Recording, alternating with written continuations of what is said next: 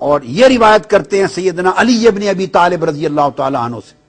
اب وہ راوی ہیں سیدنا مولا علی مرتضیٰ روایت کرتے ہیں قال قال رسول اللہ صلی اللہ علیہ وآلہ وسلم اذا کان لیلۃ النصف من شعبان، آقا علیہ السلام نے فرمایا کہ جب شعبان کی 15ویں رات آتی ہے تو آقا فرمایا فقوموا لیلہا وصوموا نہارہا، جب 15ویں شعبان کی شب آئے، شب برات، تو لوگوں اس رات قیام کیا کرو، نوافل پڑھا کرو، عبادت کیا کرو، اور اس کے دن کو یعنی 15ویں شعبان کے دن کو روزہ رکھا کرو. کیوں؟ پھر آقا علیہ السلام نے سبب بیان کیا، فرمایا فإن اللہ ينزل فیہا لغروب الشمس الى سماء الدنیا. اب فرق یہ ہے ہر رات اور 15ویں شعبان کی رات میں فرق یہ ہے، ہر رات اللہ تعالیٰ نصف شب کے بعد جب آخری حصہ رات کا 1/3 رہ جاتا ہے تو آخر شب اپنا نزول اجلال فرماتا ہے، نزول رحمت فرماتا ہے، اور اس وقت آسمان دنیا پہ آ کے بندوں کی بخشش کے لیے ندا فرماتا ہے. یہ آخر شب ہے.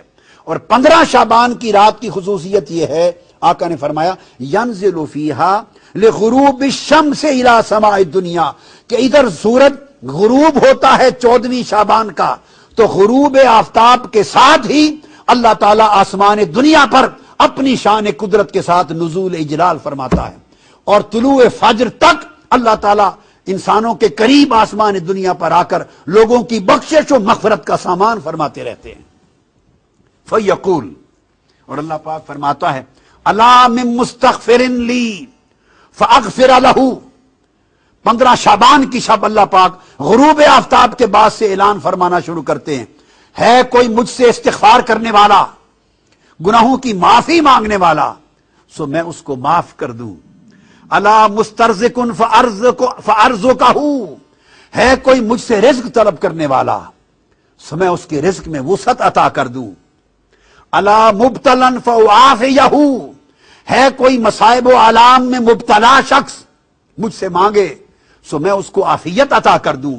الا قضا الا قضا، ہے کوئی ایسا شخص، ہے کوئی ایسا شخص، یہ کہہ کے اللہ پاک اعلان فرماتا رہتا ہے اور اپنی عطا اور سخا کے دامن کو پھیلاتا رہتا ہے حتیٰ یطلع الفجر، حتیٰ کہ فجر طلوع ہو جاتا. اور پھر امام بہقی نے روایت کی حضرت عائشہ صدیقہ رضی اللہ تعالی عنہا سے، اور اس روایت میں فرمایا ان رسول اللہ صلی اللہ علیہ وسلم قال اتانی جبریل علیہ السلام، میرے پاس یہ اور حدیث ہے، مضمون الگ ہے، فرمایا میرے پاس جبرائیل امین آئے، فقال، اور عرض مجھے کہا یا رسول اللہ ہذہ لیلۃ النصف من شعبان وللہ فیہا اتقاء من النار.